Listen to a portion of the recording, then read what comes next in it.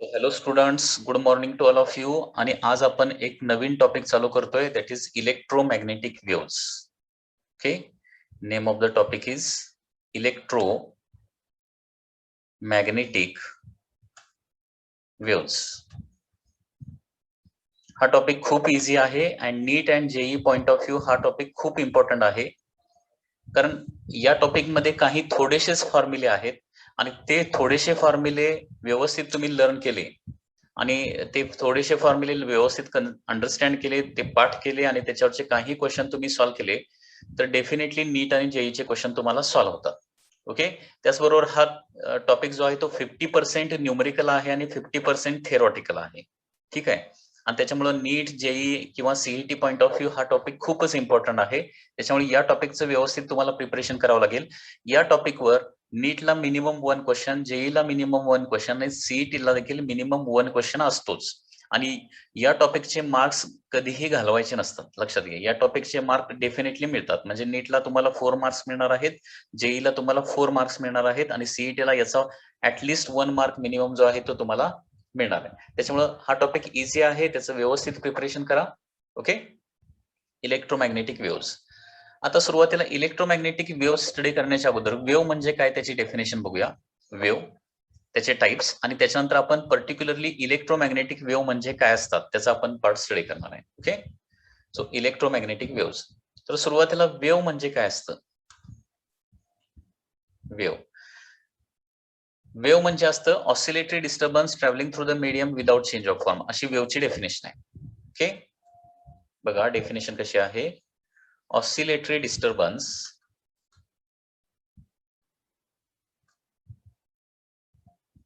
traveling through the medium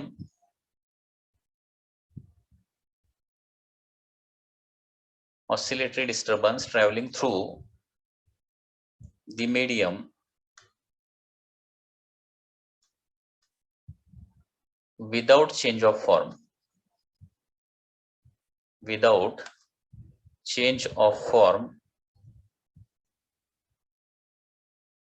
is called as wave. So ही वेव्हची definition आहे. याचं मिनिंग थोडक्यात मी सांगतो तुम्हाला. कुठल्याही मीडियम मध्ये आपण ऑसिलेटरी डिस्टर्बन्स प्रोड्यूस केला म्हणजे व्हायब्रेशन प्रोड्यूस केली तर ते व्हायब्रेशन त्या मीडियम मधून काय होतात, प्रोपोगेट होत राहतात म्हणजे काय होतात, प्रसारित होत राहतात, लक्षात घ्या. आणि त्यालाच काय म्हणतो आपण, वेव्ह असं म्हणतो. For example sound, water wave तुम्हाला माहित असेल. समजा सुरुवातीला वॉटरमध्ये कुठलीही वेव्ह नाही आणि त्याच्यामध्ये आपण दगड टाकला तर दगड टाकल्यानंतर काय होतात, तिथं ऑसिलेशन्स प्रोड्यूस होतात आणि ते ऑसिलेशन्स काय होतात, वेव्हच्या स्वरूपात ज्या पॉइंटला टाकलेला आहे तिथून पुढे कंटिन्युअसली बाहेर ट्रॅव्हल करत जातात. ओके, म्हणजे वेव्ह प्रोड्यूस करण्यासाठी सगळ्यात अगोदर काय प्रोड्यूस करावं लागेल तुम्हाला, ऑसिलेटरी डिस्टर्बन्स म्हणजे ऑसिलेटरी मोशन प्रोड्यूस करावं लागणार आहे मीडियम मध्ये. आणि ते ऑसिलेटरी डिस्टर्बन्स एकदा प्रोड्यूस केला की तो काय होतो, कंटिन्युअसली पुढे ट्रॅव्हल करत राहतो. त्यालाच काय म्हणतो आपण, वेव्ह असं म्हणतो. तुम्ही वॉटरवरच्या वेव्स बघितलेल्या असतील, सी वेव्स बघितलेल्या असतील. ओके, किंवा आणखी एक चांगलं एक्झाम्पल म्हणजे साऊंड ही देखील काय आहे, एक वेव्ह आहे. आता साऊंड प्रोड्यूस करण्यासाठी काय करावं लागतं, कुठलाही ऑब्जेक्ट व्हायब्रेट करावा लागतो. एखाद्या ऑब्जेक्टवर तुम्ही हिट केलं एखाद्या ऑब्जेक्टवर जोरात मारलं तर तो ऑब्जेक्ट काय होतो, व्हायब्रेट होतो. आणि ऑब्जेक्ट व्हायब्रेट झाला की त्याच्यापासून काय होते, साऊंड वेव्ह तयार होते. म्हणजे थोडक्यात काय करतो आपण, सुरुवातीला व्हायब्रेशन्स प्रोड्यूस करतो आणि ते व्हायब्रेशन एअर मधून कंटिन्युअसली पुढे काय होतात, ट्रॅव्हल होत राहतात आणि त्यालाच काय म्हणतो आपण, साऊंड वेव्ह असं म्हणतो. ठीक आहे, थोडक्यात वेव्ह म्हणजे काय, एखाद्या मीडियम मध्ये सुरुवातीला आपण ऑसिलेटरी मोशन प्रोड्यूस केली किंवा ऑसिलेटरी डिस्टर्बन्स प्रोड्यूस केला तर तो ऑसिलेटरी डिस्टर्बन्स त्या मीडियम मधून कंटिन्युअसली पुढे ट्रॅव्हल करत राहतो, त्याला वेव्ह असं म्हणतो. ठीक आहे, आता ट्रॅव्हल करत राहतो त्याला वेव्ह असं म्हणतो. ओके, वेव्हचे टाइप्स बघा, टाइप्स ऑफ वेव्स. टाइप्स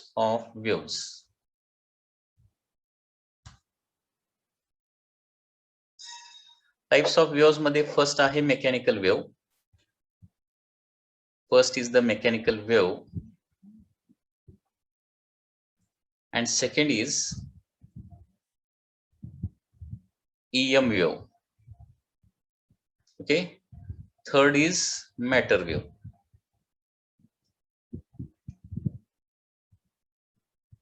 ठीक आहे, असे वेव्हचे एकूण 3 टाईप आहेत basically, mechanical wave, electromagnetic wave आणि मॅटर वेव्ह. ठीक आहे. आता मेकॅनिकल वेव्ह म्हणजे काय?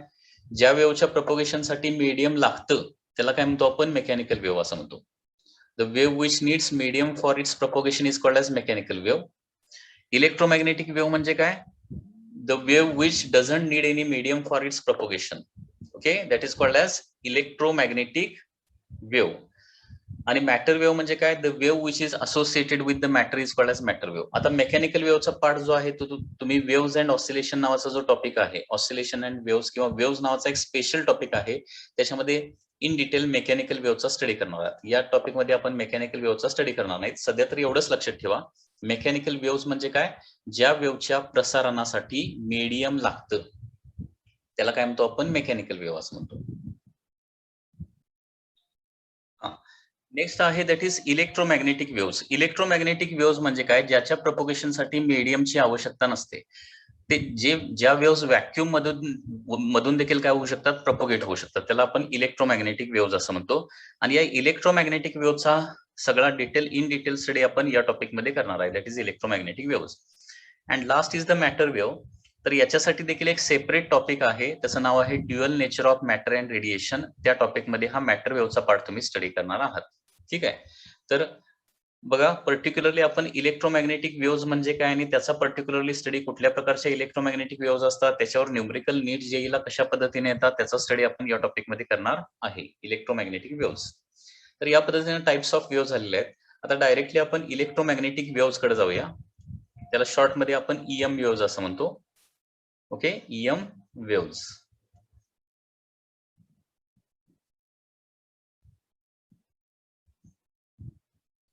आता ईएम वेव्हची सुरुवातीला आपण डेफिनेशन लिहूया. डेफिनेशन काय बघा? The wave which consist of vibrations of electric and magnetic field and the wave which can travel through vacuum also, okay, और which does not need any medium for its propagation is called as electromagnetic wave. लक्षात घ्या, wave म्हटलं की त्याच्यामध्ये vibrations असणार आहेत, त्याच्यामध्ये oscillations असणार आहेत. कुठलीही वेव्ह असू दे, ओके, ती मेकॅनिकल वेव्ह असू दे, इलेक्ट्रोमॅग्नेटिक वेव्ह असू दे, नाहीतर मॅटर वेव्ह असू दे, वेव्ह म्हटलं की त्याच्यामध्ये व्हायब्रेशन्स असणार आहेत. ठीक आहे. मग आता इलेक्ट्रोमॅग्नेटिक वेव्ह मध्ये कुठले व्हायब्रेशन्स असणार आहेत? तर इलेक्ट्रिक फील्ड आणि मॅग्नेटिक फील्डचे व्हायब्रेशन असतात. ओके, इलेक्ट्रोमॅग्नेटिक वेव्हज मध्ये इलेक्ट्रिक आणि मॅग्नेटिक फील्डचे व्हायब्रेशन्स असतात. आणि अशी वेव्ह की ज्याला मीडियमची आवश्यकता, प्रोपोगेशनसाठी मीडियमची आवश्यकता नसते आणि ती व्हॅक्यूम मधून देखील ट्रॅव्हल करते, त्याला काय म्हणतो आपण? इलेक्ट्रोमॅग्नेटिक वेव्ह असं म्हणतो. बघा डेफिनेशन मी काय लिहितोय. The wave which consist of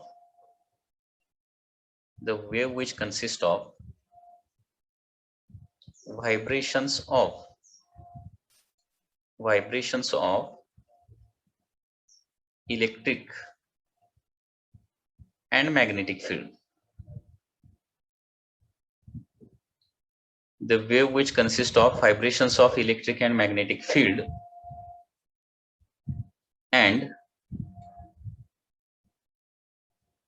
which doesn't need any medium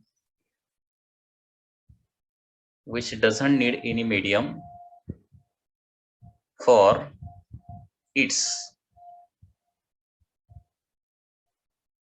propagation is called as electromagnetic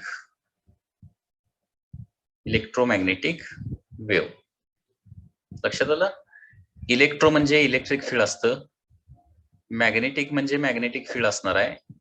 ठीक आहे. आणि इलेक्ट्रिक फील्ड आणि मॅग्नेटिक फील्डचे व्हायब्रेशन असणारी जी वेव्ह आहे त्याला आपण इलेक्ट्रोमॅग्नेटिक वेव्ह म्हणायचं.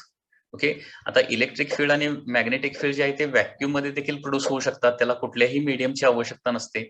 ओके, सो जी वेव्ह व्हॅक्यूम मधून देखील ट्रॅव्हल करू शकते, ज्याच्या प्रसारणासाठी म्हणजेच प्रोपोगेशनसाठी मीडियमची आवश्यकता नसते, त्याला काय म्हणतो आपण? इलेक्ट्रोमॅग्नेटिक वेव्हज असं म्हणतो. ठीक आहे. आता ही झाली डेफिनेशन ऑफ इलेक्ट्रोमॅग्नेटिक वेव्ह. आता याच्यानंतर सोर्सेस ऑफ इलेक्ट्रोमॅग्नेटिक वेव्ह बघूया. म्हणजे इलेक्ट्रोमॅग्नेटिक वेव्हज नेमक्या जनरेट कुठून होतात, कुठून प्रोड्यूस होतात. Okay, sources of electromagnetic waves. Sources of electromagnetic waves. Sources of electromagnetic waves काय काय बघा. First source, okay, electromagnetic wave एकाच सोर्स मधून तयार होत नाही, तर number of sources, number of मेथडच्या साहाय्याने आपल्याला इलेक्ट्रोमॅग्नेटिक वेव्ह तयार करता येते किंवा प्रोड्यूस होते. तर त्याच्यामधला फर्स्ट सोर्स काय बघा, that is accelerated charge. First, accelerated charge. This is the first source. Accelerated charge produces electromagnetic wave. म्हणजे एखादा चार्ज जर ऍक्सेलरेटेड मोशन मध्ये असेल, म्हणजे एखाद्या चार्जची व्हेलॉसिटी कंटिन्युअसली वाढत असेल, व्हेलॉसिटी कंटिन्युअसली कमी होत असेल, किंवा एखाद्या चार्जची मोशन अशी आहे की त्याच्यामध्ये ऍक्सेलरेशन आहे, म्हणजे चार्ज सर्क्युलर मोशन मध्ये जरी फिरत असला, ओके, तर ऍक्सेलरेटेड चार्ज काय करतो, नेहमी एनर्जी बाहेर टाकत असतो. फिजिक्स मधलं एक हे इम्पॉर्टंट सेंटेन्स आहे, लक्षात घ्या. ऍक्सेलरेटेड चार्ज इमिट्स एनर्जी किंवा ऍक्सेलरेटेड चार्ज रेडिएट्स एनर्जी, आणि तो कुठल्या स्वरूपात एनर्जी बाहेर टाकतो, in the form of electromagnetic waves. Okay, तर लक्षात घ्या याचा सेंटेन्स कसा येणार बघा. ऍक्सेलरेटेड charge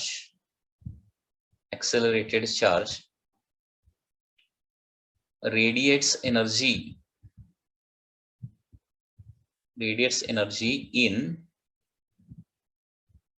in the form of electromagnetic waves. Radiates energy in the form of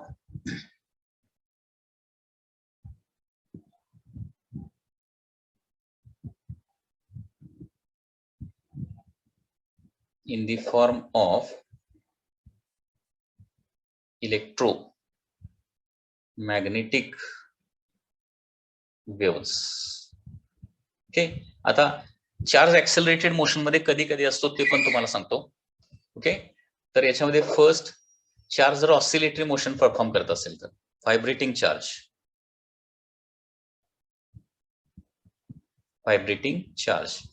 म्हणजे एखादा चार्ज जर व्हायब्रेट करत असेल, व्हायब्रेट किंवा ऑसिलेटरी मोशन माहिती आहे तुम्हाला, to and fro motion of an object along same path again and again, त्याला काय म्हणतो आपण, व्हायब्रेटरी मोशन किंवा ऑसिलेटरी मोशन असं म्हणतो.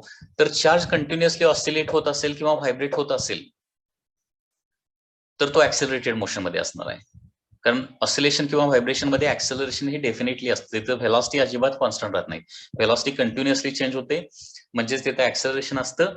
आणि ऍक्सेलरेटेड चार्ज काय करतो, इलेक्ट्रोमॅग्नेटिक वेव्हच्या स्वरूपात एनर्जी बाहेर टाकत असतो. सो चार्ज व्हायब्रेट करत असेल तर तो इलेक्ट्रोमॅग्नेटिक वेव्ह बाहेर टाकणार आहे. किंवा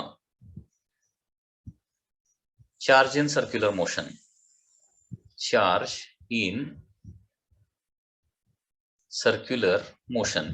आता सर्क्युलर मोशन ही देखील काय आहे, ऍक्सेलरेटेड मोशन आहे. म्हणजे लक्षात घ्या, नेहमी हे लक्षातच ठेवायचं आहे तुम्हाला, व्हायब्रेटरी मोशन ही ऍक्सेलरेटेड मोशन आहे आणि सर्क्युलर मोशन ही देखील एक ऍक्सेलरेटेड मोशन आहे.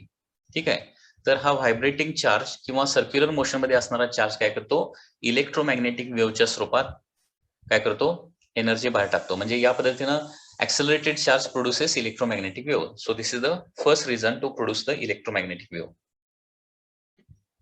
Okay. Second, oscillating electric and magnetic field. Oscillating किंवा त्याला म्हणू शकतो vibrating, oscillating or vibrating electric or magnetic field. Oscillating electric or magnetic field म्हणजे एखादं इलेक्ट्रिक फील्ड ऑसिलेट करत असेल किंवा एखादं मॅग्नेटिक फील्ड ऑसिलेट करत असेल तर त्यावेळी देखील काय होणार आहे, तिथून इलेक्ट्रोमॅग्नेटिक वेव्हज बाहेर पडणार आहेत. ओके, ऑसिलेटिंग और व्हायब्रेटिंग इलेक्ट्रिक और magnetic field. Okay, so this is the second region of the second source of the electromagnetic waves.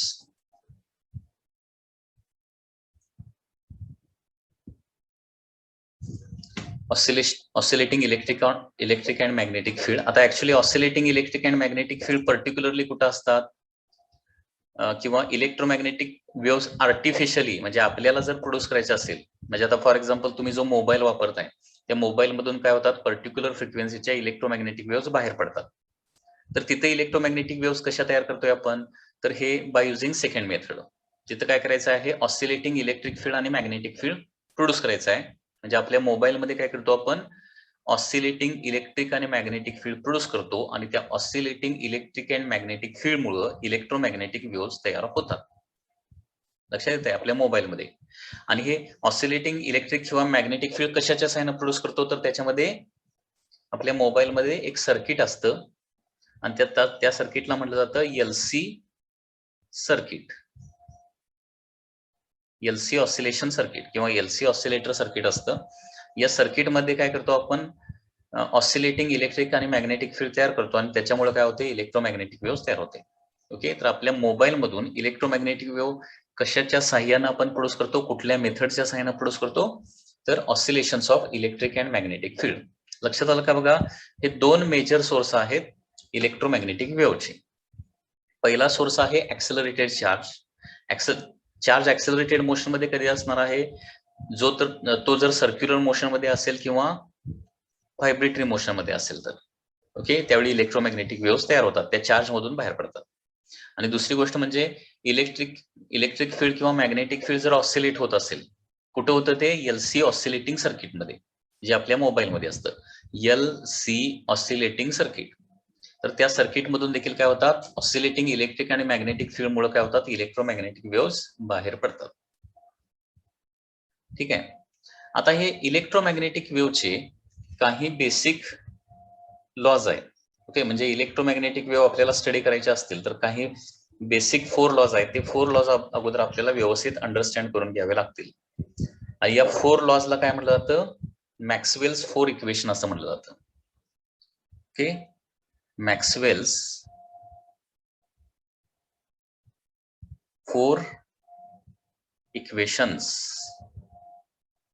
Maxwell's 4 equations. मॅक्सवेलचे 4 इक्वेशन जे आहेत याला काय म्हणतो, 4 basic laws of electric and magnetic field असं म्हणतो. 4 basic laws of electric and magnetic field.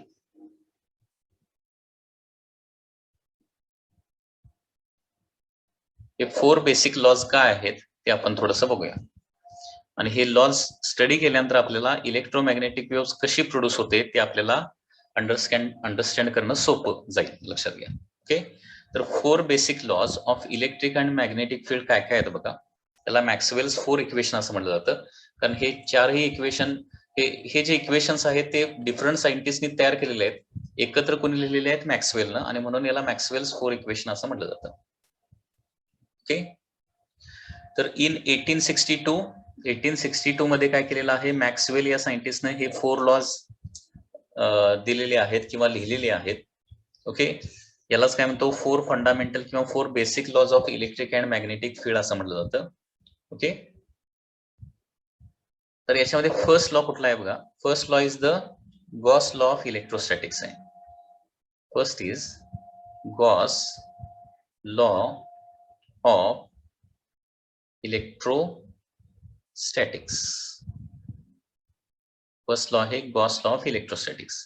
तर electrostatic या चॅप्टर मध्ये तुम्हाला हा जो लॉ आहे तो इन डिटेल स्टडी करायला मिळेल. आता सध्या तर याचं इक्वेशन तुम्ही लक्षात ठेवायचा प्रयत्न करा. इलेक्ट्रोस्टॅटिक्स या टॉपिक मध्ये हा लॉ तुम्हाला डिटेल मध्ये स्टडी करायला मिळणार आहे. तर गॉस लॉ काय सांगतो,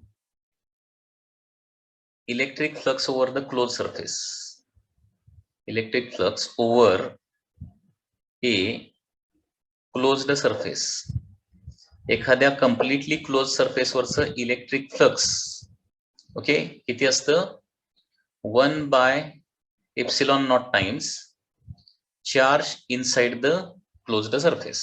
लक्षात घ्या, अशा प्रकारे क्लोज्ड सरफेस असेल आणि त्या क्लोज्ड सरफेसच्या आतमध्ये काही चार्जेस ठेवलेले आहेत, Q1, Q2, Q3, Q4 असे चार्जेस ठेवलेले आहेत. ठीक आहे, तर या क्लोज्ड सरफेसवर किती इलेक्ट्रिक फ्लक्स तयार होतं हे कोणी सांगितलेलं आहे, गॉस या सायंटिस्टने सांगितलेलं आहे. आणि ते काय सांगितलेलं आहे बघा, एखाद्या क्लोज सरफेसवर प्रोड्यूस झालेलं इलेक्ट्रिक फ्लक्स जे आहे ते किती असतं 1/ε0. ε0 हा एक कॉन्स्टंट आहे, लक्षात घ्या.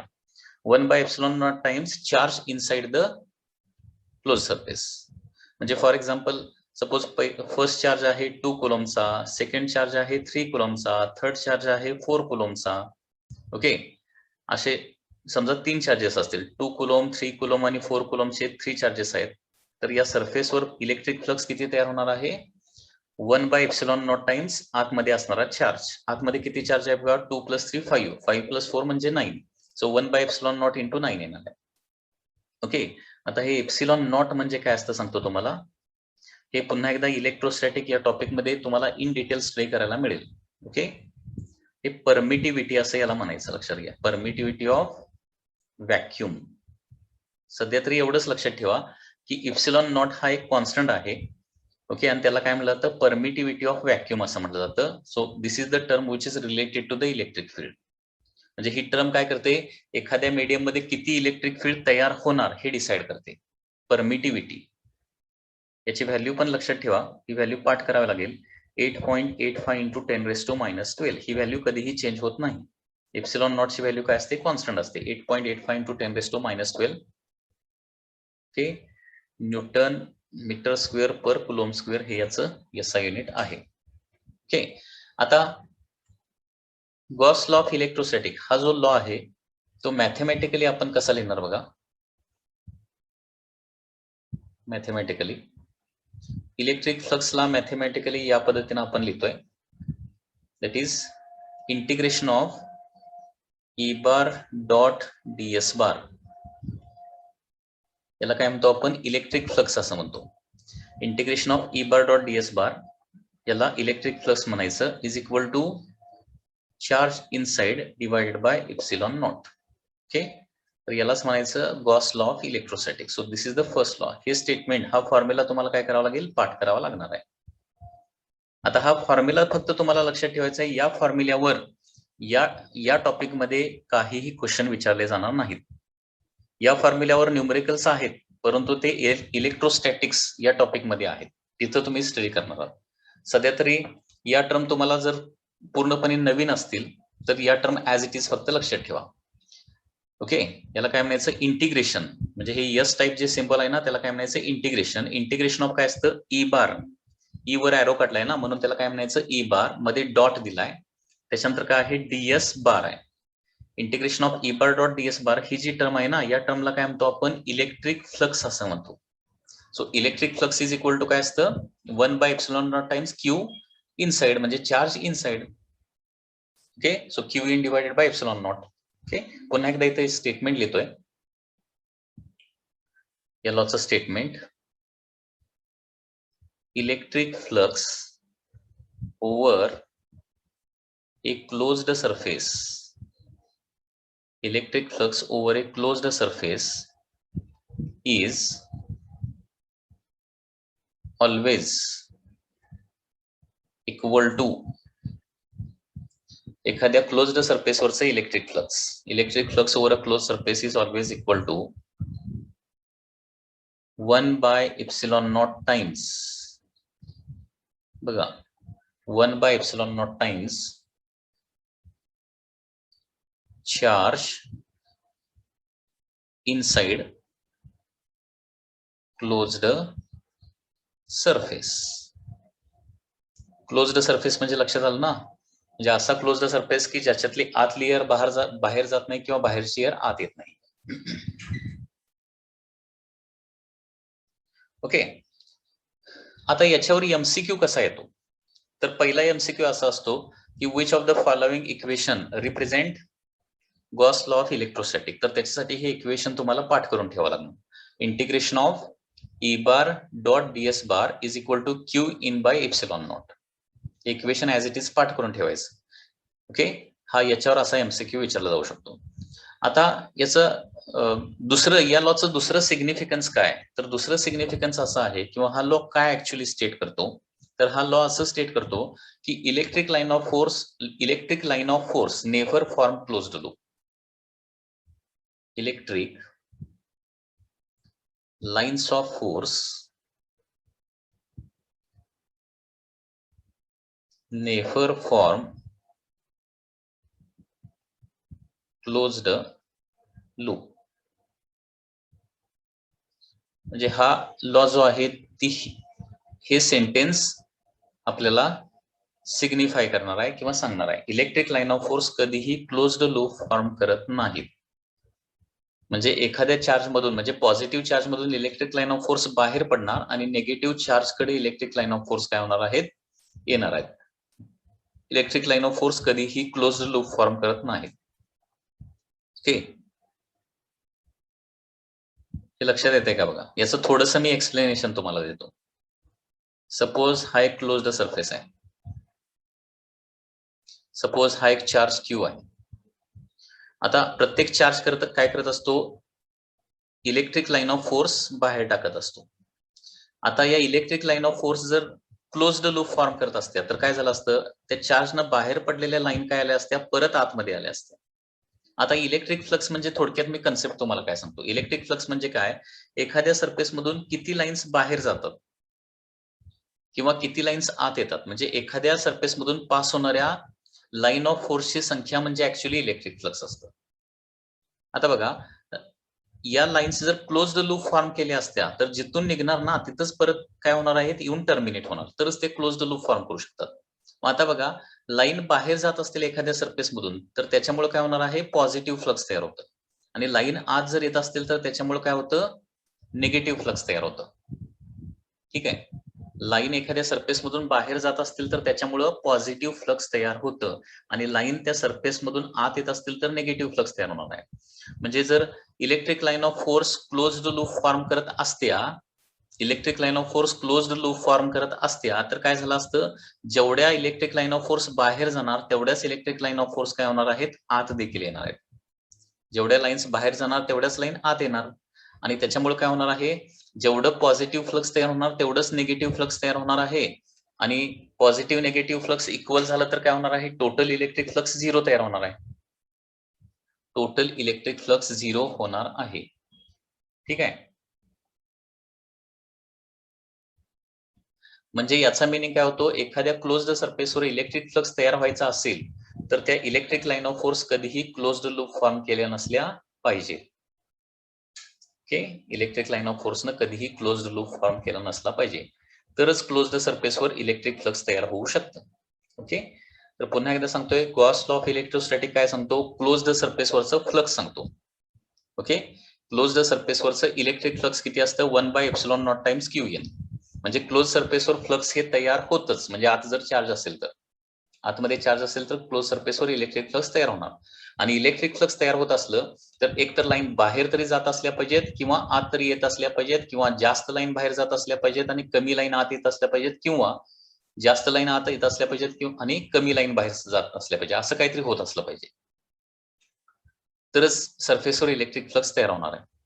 म्हणजे याचा मिनिंग काय होतो, इलेक्ट्रिक लाईन ऑफ फोर्स कधीही क्लोज्ड लूप फॉर्म करू शकत नाही.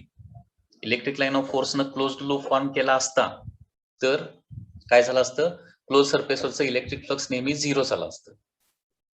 ठीक आहे, so electric line of force never form close loop. This is the significance of Gauss law of electrostatics. Okay, तर पुन्हा एकदा बघा, याच्यावर एमसीक्यू कसा विचारला जातो, which of the following law states that electric line of force never form closed loop, असा MCQ असतो. म्हणजे याच्यातला खालच्या दिलेल्या ऑप्शन मधला कुठला लॉ सांगणार आहे की electric line of force closed loop form करत नाही, तर त्यावेळी तुम्हाला गॉस लॉ ऑफ इलेक्ट्रोस्टॅटिक हा ऑप्शन आठवला पाहिजे. ठीक आहे, तर या पद्धतीनं गॉस लॉ ऑफ इलेक्ट्रोस्टॅटिक्स आहे.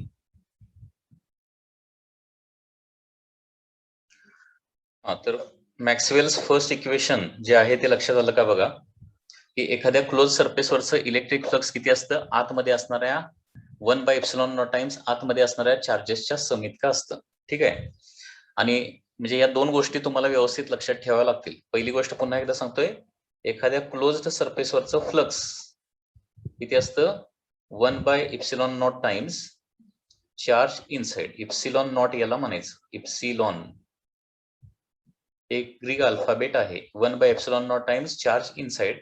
ओके, आणि फर्स्ट लॉ, हा जो गॉस लॉ जो आहे किंवा फर्स्ट लॉ जो आहे तो काय सांगतो, की इलेक्ट्रिक लाईन ऑफ फोर्स कधीही क्लोज्ड लूप फॉर्म करत नाही. तेवढ्या दोन गोष्टी व्यवस्थित लक्षात ठेवा. ओके.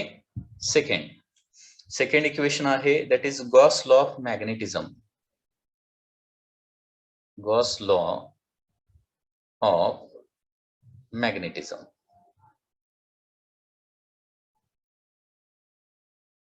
सेकंड, तर हा गॉस लॉ ऑफ मॅग्नेटिझम काय बघा, तर पुन्हा एकदा क्लोज्ड सरफेस असेल तर त्या क्लोज्ड सरफेसवरचं मॅग्नेटिक फ्लक्स हे नेहमी काय असतं, झिरोच असतं. म्हणजे पुन्हा एकदा बघा, सपोज अशा प्रकारे कम्प्लिटली क्लोज्ड सरफेस आहे आणि मगाशी काय केलं होतं, क्लोज्ड सरफेसच्या आपण चार्ज ठेवला होता. आता क्लोज्ड सरफेसच्या काय ठेवणार आहे आपण, मॅग्नेट्स ठेवणार आहे. नॉर्थ पोल साऊथ पोल असणारे मॅग्नेट या पद्धतीनं. आणि क्लोज्ड सरफेसच्या आत मॅग्नेट्स ठेवल्यानंतर या क्लोज्ड सरफेसवर किती मॅग्नेटिक फ्लक्स तयार होणार आहे हे गॉस लॉ ऑफ मॅग्नेटिझम मध्ये सांगितलेलं आहे. तर त्याच्यामध्ये काय सांगितलंय बघा, magnetic flux over a closed surface is always equal to 0. Always equal to 0 is always equal to 0 असतं. याला मॅथमॅटिकल स्टेटमेंट आपण कसं लिहिणार बघा, मॅथमॅटिकली असं लिहिणार आहे. Okay, magnetic flux over close surface is equal to 0. Magnetic फ्लक्सला किंवा अगोदर स्टेटमेंट लिहूया, नंतर त्याच्या खाली फॉर्म्युला लिहूया. मॅग्नेटिक फ्लक्स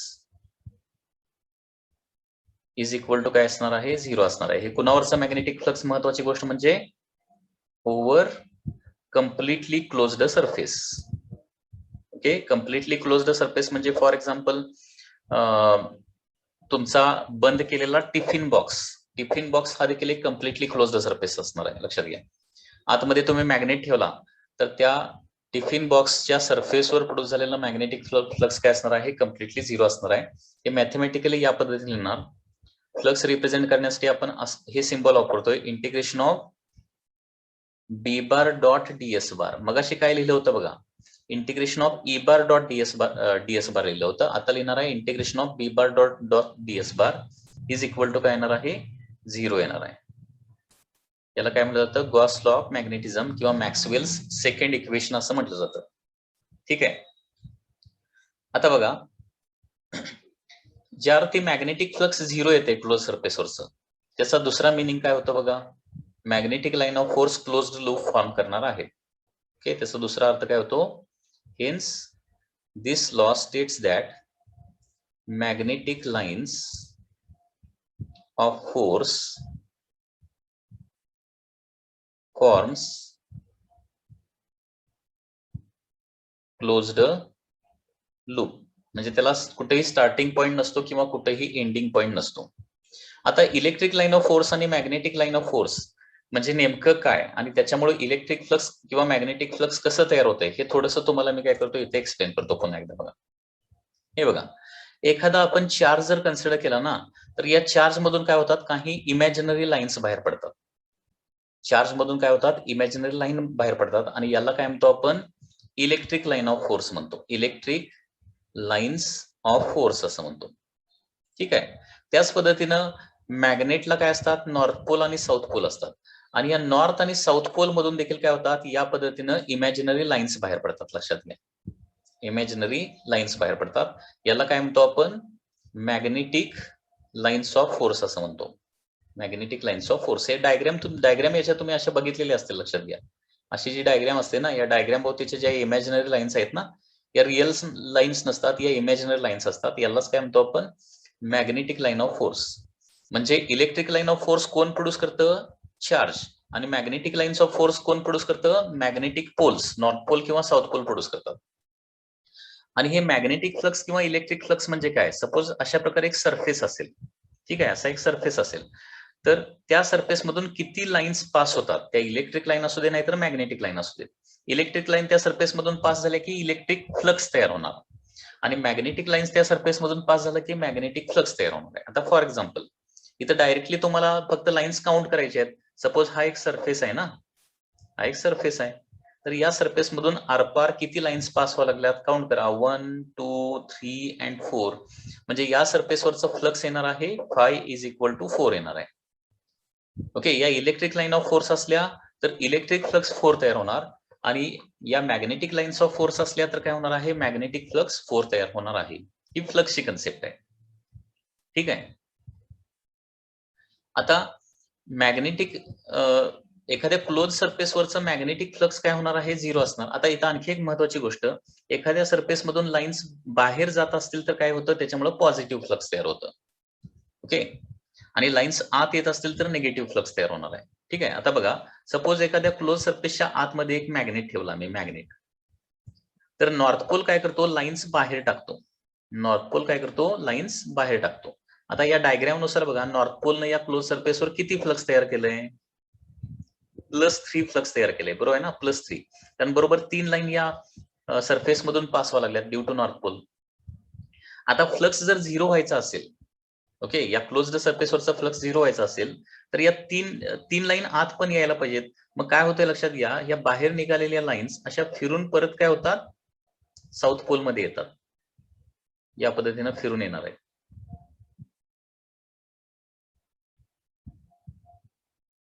म्हणजे बघा, डाव्या बाजूला लेफ्ट हँड साईडला काय झालंय, 3 लाईन्स बाहेर पडलेल्या आहेत. त्याच पद्धतीने राईट हँड साईडला काय झालेलं आहे, 3 लाईन्स आतमध्ये आलेल्या आहेत. म्हणजे जेवढ्या लाईन्स बाहेर पडतात तेवढ्याच लाईन्स काय येतात, आतमध्ये पण येतात. आणि त्याच्यामुळे या साईडला +3 फ्लक्स प्रोड्यूस झालं, या साईडला -3 फ्लक्स प्रोड्यूस झालं. एकूण फ्लक्स किती प्रोड्यूस झालं या ठिकाणी, क्लोज सरफेसवरचं 0. म्हणजे जेवढ्या लाईन्स एखाद्या सरफेस मधून बाहेर जात असतील तेवढ्याच लाईन त्या सरफेस मधून जर आत येत असतील तर त्याचा मिनिंग काय होतो, त्या सरफेसवरचं फ्लक्स 0 असणार आहे.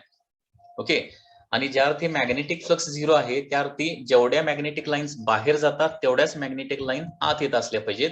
म्हणजेच त्या लाईन्स काय, आता जेवढ्या बाहेर जाणार तेवढ्याच आत कधी येणार, जर त्या लाईन काय करत असतील, या पद्धतीनं क्लोज्ड लूप फॉर्म करत असतील तरच. लक्षात येत आहे. बघा, electric flux over close surface मात्र 0 नसतं. म्हणजे याचा अर्थ काय, कदाचित जास्त लाईन बाहेर जात असतील आणि कमी लाईन आत येत असणार आहेत, बरोबर ना, किंवा फक्त लाईन बाहेरच जात असतील, किंवा फक्त लाईन आतच येत असतील, किंवा आत जास्त येत असतील आणि बाहेर कमी जात असतील. असं जर झालं तर त्या सरफेसवर काय होणार आहे, फ्लक्स तयार होणार आहे.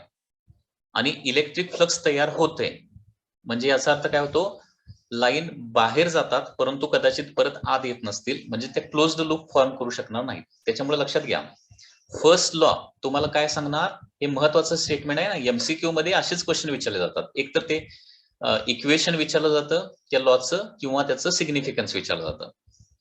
तर ते हे पाठ करून ठेवायचं आहे तुम्हाला. फर्स्ट लॉचं इक्वेशन काय आहे, इंटिग्रेशन ऑफ, बघा इथे इक्वेशन दाखवतो पुन्हा एकदा तुम्हाला.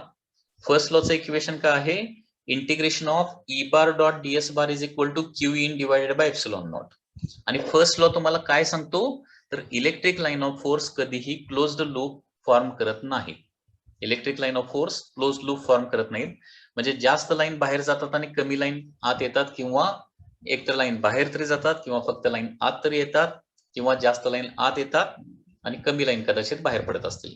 आणि त्याच्यामुळे काय होणार आहे, इलेक्ट्रिक फ्लक्स तयार होतं. म्हणजेच काय होतं, इलेक्ट्रिक लाईन ऑफ फोर्स कधीही क्लोज्ड लूप फॉर्म करत नाहीत. हे त्याचं फर्स्ट लॉचं सिग्निफिकन्स आहे. आणि सेकंड लॉ म्हणजे गॉस लॉ ऑफ मॅग्नेटिझम काय सांगतो, की magnetic line of force, okay, या नेहमी क्लोज्ड लूप फॉर्म करतात. क्लोज्ड लूप फॉर्म करत असल्यामुळेच काय होणार आहे, जेवढ्या लाईन बाहेर जाणार तेवढ्याच लाईन आत येणार. ओके, बाहेर जाणाऱ्या लाईनमुळे जेवढं पॉझिटिव्ह फ्लक्स तयार होणार आहे तेवढंच आत येणाऱ्या लाईन्समुळे निगेटिव्ह फ्लक्स तयार होणार. आणि त्याच्यामुळे काय होणार आहे, magnetic flux over close surface काय असणार आहे, कम्प्लिटली 0 असणार आहे.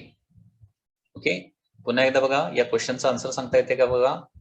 कुठला लॉ सांगतो की electric line of force closed loop form करत नाहीत, याचा आन्सर येणार आहे गॉस लॉ ऑफ इलेक्ट्रोस्टॅटिक्स. लगेच सुचलं पाहिजे. त्याच्यानंतर सेकंड एमसीक्यू असा विचारला, कुठला लॉ सांगतो की magnetic line of force closed loop form करतात, तर त्याचा आन्सर काय येणार आहे, Gauss law of magnetism. Okay, Gauss law of magnetism. त्याच्यानंतर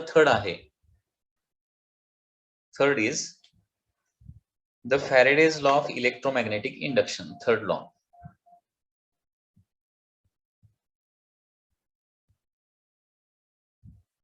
Faraday's law of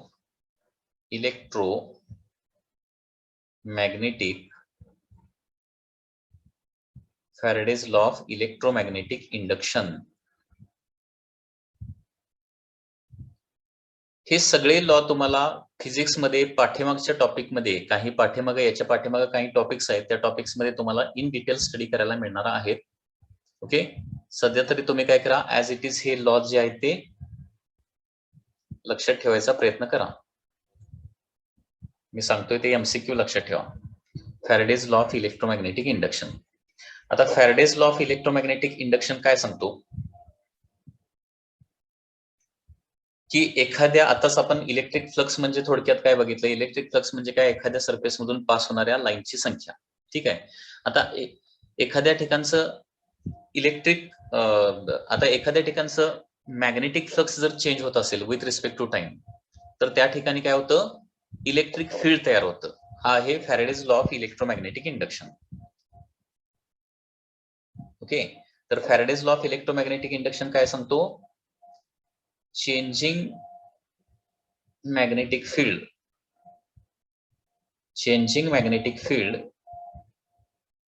produces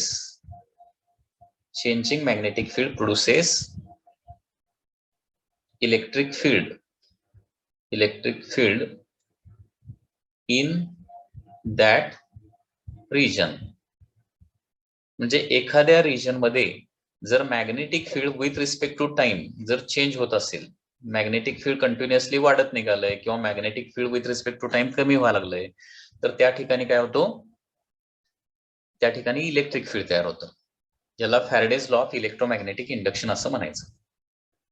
आणि याचा मॅथमॅटिकल फॉर्म्युला कसा लिहिणार बघा, that is integration of E bar dot Diehl bar. मग अशी काय लिहिलं होतं, integration of E bar dot DS bar लिहिलं होतं. आता काय लिहायचं आहे, integration of E bar dot Diehl bar लिहायचं आहे. इंटिग्रेशन सर्कल म्हणजे काय आहे, it is a close surface. पाठीमागे देखील इंटिग्रेशन वर आपल्याला इथं सर्कल द्यावं लागेल. पाठीमागचे जे इक्वेशन आहेत इंटिग्रेशनच्या साईन, याला काय म्हणायचं, हे जे साईन आहे ते इंटिग्रेशनचं साईन आहे. आणि त्या साईन वर काय करायचं आहे, असा गोल टाकला की त्याच्यामुळे काय होतं, इंटिग्रेशन ओव्हर क्लोज्ड सरफेस किंवा क्लोज्ड पाथ येणार आहे. क्लोज्ड सरफेस तरी असणार आहे और क्लोज्ड पाथ देखील असणार आहे. ठीक आहे. पाठीमागे देखील integration of E bar dot DS bar मध्ये इथं सर्कल तुम्हाला ड्रॉ करावं लागणार आहे.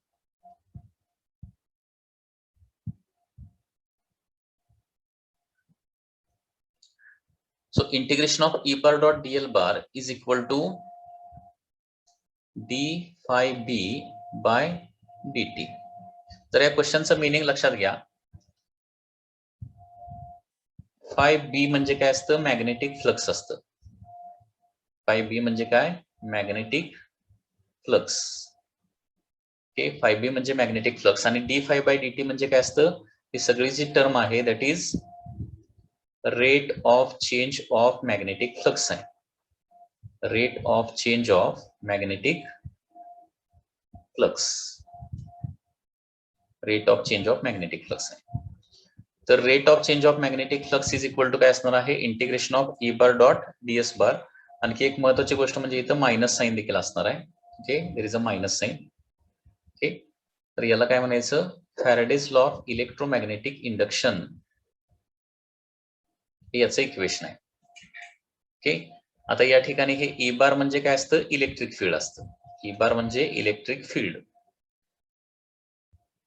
ई बार म्हणजे असतं इलेक्ट्रिक फील्ड. म्हणजे हे थर्ड इक्वेशन जे आहे किंवा Faraday's law of electromagnetic induction जे आहे ते काय सांगतं की जेव्हा जेव्हा मॅग्नेटिक फील्ड चेंज होणार तेव्हा तेव्हा काय होणार आहे, इलेक्ट्रिक फील्ड तयार होणार आहे. म्हणजे याचं सिग्निफिकन्स बघा काय, याचं सिग्निफिकन्स काय, whenever magnetic field changes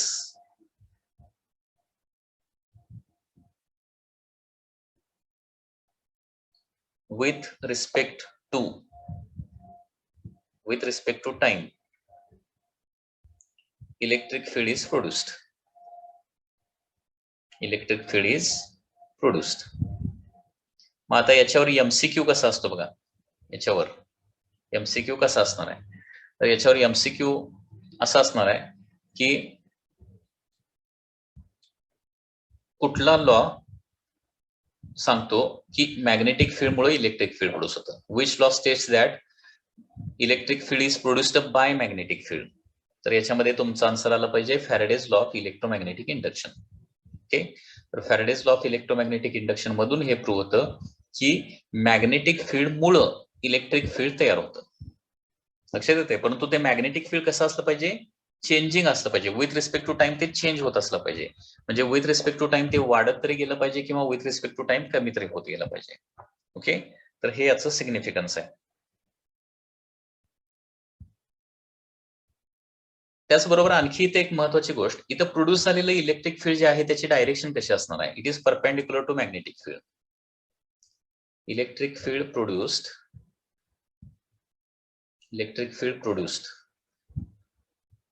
is perpendicular to magnetic field. Perpendicular to magnetic field.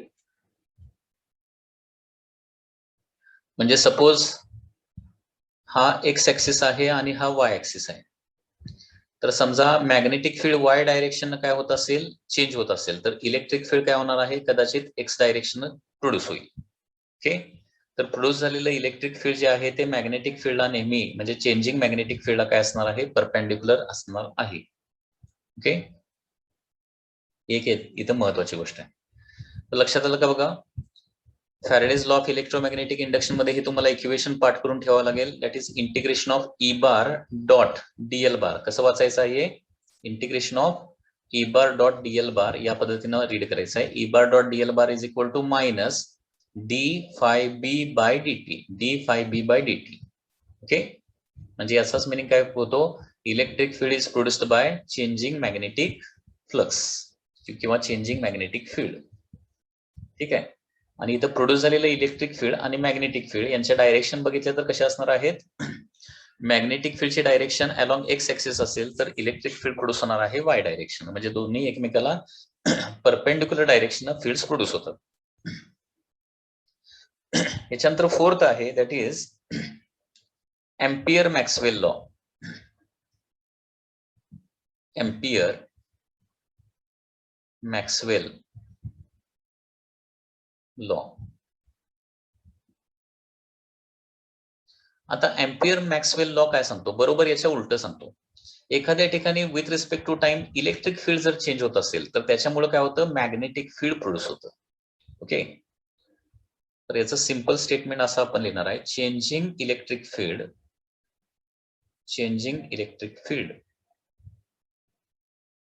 Produces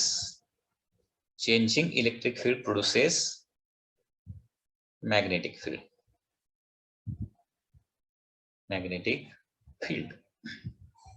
मग याचं इक्वेशन कसं लिहिणार बघा. आता जसं इथे integration of E bar dot Diehl bar लिहिलं होतं त्याचं फक्त उलट लिहायचं आहे, integration of B bar dot Diehl bar. Integration of B bar dot Diehl bar. आता बी बार म्हणजे काय असतं, मॅग्नेटिक फील्ड असतं. बी बार म्हणजे काय असतं, मॅग्नेटिक फील्ड असणार आहे किंवा त्याला मॅग्नेटिक इंडक्शन असं म्हणतो. इज इक्वल टू काय येणार आहे,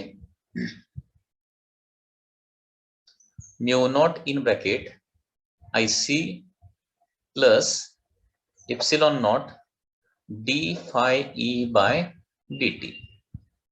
बघा आता हे D phi E by dt म्हणजे काय आहे, rate of change of electric flux आहे. Rate of change of electric flux म्हणजे इलेक्ट्रिक फील्ड चेंज व्हायला लागलं की त्याच्यामुळे इलेक्ट्रिक फ्लक्स चेंज होणार. इलेक्ट्रिक फ्लक्स चेंज व्हायला लागलं की with respect to time change व्हायला लागलं एखाद्या ठिकाणी तर त्याच्यामुळे काय होणार आहे, मॅग्नेटिक फील्ड प्रोड्यूस होणार आहे. ओके, याच्यामध्ये हे म्यू नॉट जे आहे त्याला काय म्हणलं जातं, परमिएबिलिटी. हा एक कॉन्स्टंट आहे, ते तुम्ही मॅग्नेटिक फील्ड या टॉपिक मध्ये तुम्हाला स्टडी करायला मिळेल. Permeability of vacuum, this is a constant. Permeability of the vacuum असणार आहे. आयसी म्हणजे फक्त इलेक्ट्रिक करंट आहे किंवा याला कंडक्शन करंट असं म्हणतात. आयसी म्हणजे काय, इलेक्ट्रिक करंट किंवा कंडक्शन करंट असं म्हणायचं. नेहमीप्रमाणे इप्सिलॉन नॉट म्हणजे काय, परमिटिव्हिटी ऑफ व्हॅक्यूम, मग अशी ती टर्म तुम्हाला सांगितलेली आहे. आणि D phi by D T म्हणजे काय, rate of change of electric flux असणार आहे. ते इलेक्ट्रिक फील्ड म्हणण्यापेक्षा रेट ऑफ चेंज ऑफ काय आहे, इलेक्ट्रिक फ्लक्स असणार आहे. ओके, म्हणजे पुन्हा एकदा याचं सिग्निफिकन्स काय येणार बघा, व्हेनेवर मॅग्नेटिक फील्ड म्हणण्याऐवजी काय येणार, whenever electric field changes, whenever electric field changes with respect to time,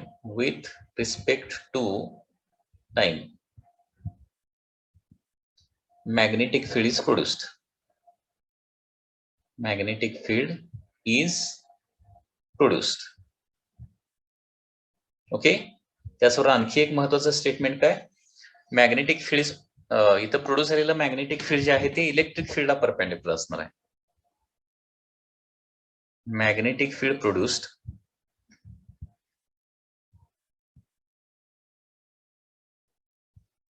is perpendicular to electric field. Okay, तर चौथा लॉ काय सांगतो, फोर्थ लॉ किंवा फोर्थ इक्वेशन काय सांगणार आहे तुम्हाला, कोण कुणाला प्रोड्यूस करतं, तर मॅग्नेटिक फील्डला चेंजिंग इलेक्ट्रिक फील्ड प्रोड्यूस करतं. लक्षात आलं का बघा. ठीक आहे, म्हणजे या पद्धतीनं थर्ड लॉ सांगतो की मॅग्नेटिक फील्डमुळे इलेक्ट्रिक फील्ड तयार होतं, आणि फोर्थ लॉ सांगतो की इलेक्ट्रिक फील्डमुळे मॅग्नेटिक फील्ड तयार होतं. म्हणजे इलेक्ट्रिक फील्ड आणि मॅग्नेटिक फील्ड हे एकमेकाचे प्रोड्युसर आहेत, एकमेकाचे ओरिजिनेटर आहेत, आणि म्हणून ते एकमेकापासून कधीही सेपरेट करू शकत नाही आपण.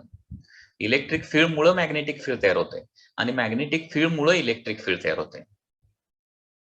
इलेक्ट्रिक फील्ड प्रोड्यूस केलेलं मॅग्नेटिक फील्ड परपेंडिक्युलर असतं, आणि मॅग्नेटिक फील्ड मुळे प्रोड्यूस होणारं इलेक्ट्रिक फील्ड परत त्याला परपेंडिक्युलर असतं. म्हणजे ते दोन्ही इलेक्ट्रिक फील्ड एकाच डायरेक्शन कधी नसतात, ते नेहमी परपेंडिक्युलर डायरेक्शन असतात आणि एक दुसऱ्याला नेहमी प्रोड्यूस करत असतं. Electric field with respect to time change व्हायला लागलं की त्याच्यामुळे त्याच्या पुढे काय होणार आहे, मॅग्नेटिक फील्ड तयार होणार आहे. ते magnetic field with respect to time change व्हायला लागलं की त्याच्यामुळे तिथं काय होणार आहे, इलेक्ट्रिक फील्ड तयार होणार आहे. हे एकमेकाचे ओरिजिनेटर आहेत. ओके, एकमेकाचे ओरिजिनेटर, म्हणजे इलेक्ट्रिक फील्ड मुळे मॅग्नेटिक फील्ड आणि मॅग्नेटिक फील्ड मुळे इलेक्ट्रिक फील्ड कंटिन्युअसली प्रोड्यूस होत असतं. ओके.